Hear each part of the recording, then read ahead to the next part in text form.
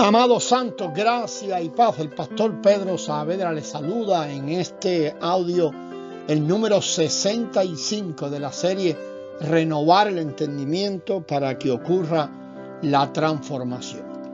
El cuerpo glorificado de Cristo, la iglesia, su iglesia, vive en otra dimensión. Y Jesús se quedó para entrenar. Él está entre nosotros, en nosotros, para entrenarnos a vivir esa dimensión que Él habita. Y para poder tener en la dimensión temporal que habitamos su expresión. Él es de arriba, siempre lo dijo, espiritual, celestial. Su reino es eterno, espiritual. Su iglesia es de arriba, espiritual. Y su cuerpo es de arriba, celestial, espiritual. Y Él dijo, yo no soy de aquí, ustedes no son de aquí.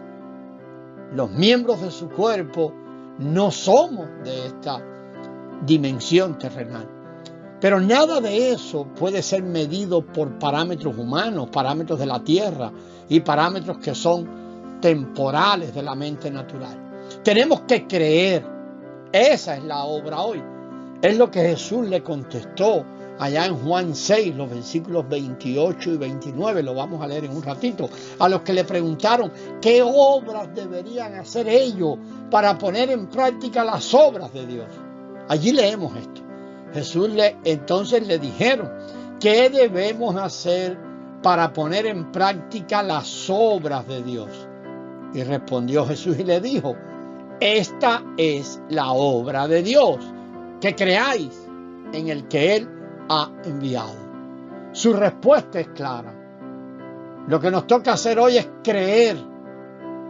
Creer no en enseñanzas, o en doctrinas, o en sistemas religiosos, en liturgias, rituales, tradiciones, imaginaciones humanas acerca de Jesús. No, nos toca creer en el que Él ha enviado, el enviado de Dios, el Cristo, en el Hijo, la persona de Cristo que como semilla se ha implantado en la palabra implantada, la vida resucitada que porta un poder, el poder de la resurrección, para traer a la realidad lo logrado en la cruz y cumplir el propósito eterno. Y allí precisamente radica el problema, que aunque conocemos, tenemos información de estas cosas, el problema está en la incredulidad y no funcionar en la fe del Hijo de Dios que nos ha sido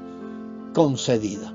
Por ejemplo, cuando oímos, y para explicar un poco más esta idea, cuando oímos y hablamos inclusive nosotros mismos que todo está en Cristo.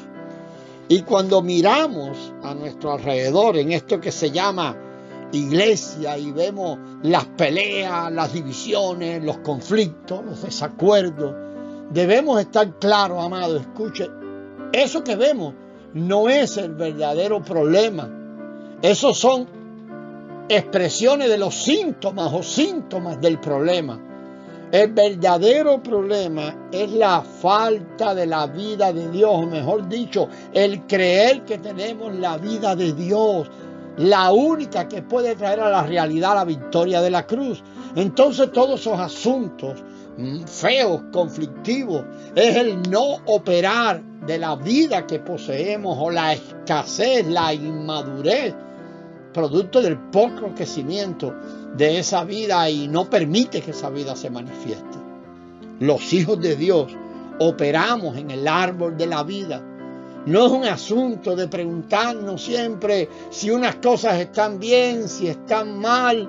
No es de evaluar, no, ese comportamiento no es correcto, ese comportamiento es bueno, este es más malo, este es malo. No, es un asunto de vida. Pero si son creyentes, y a veces vemos, eso es lo que vemos, y tienen la vida de Dios, entonces, ¿qué quiere decir esa manifestación de ese montón de conflictos?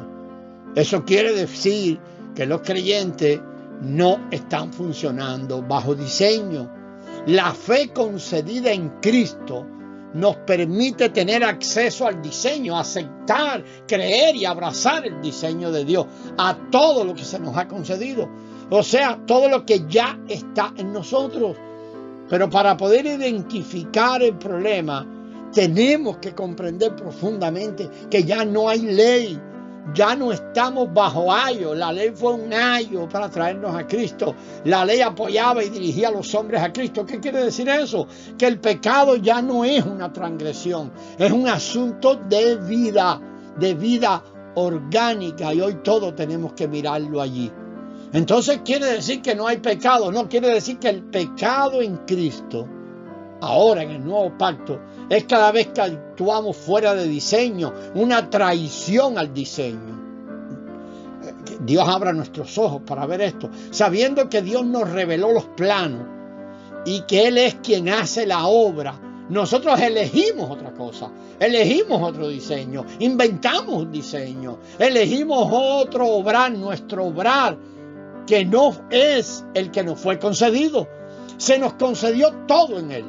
Y en Él el poder, y Él mismo que operó, mire qué poder, el mismo poder que operó en Cristo, resucitándole de los muertos, para que todo el propósito de Dios sea llevado a cabo por completo. Hermanos, sin excusa, ese mismo poder está operando en nosotros para hacer exactamente lo mismo.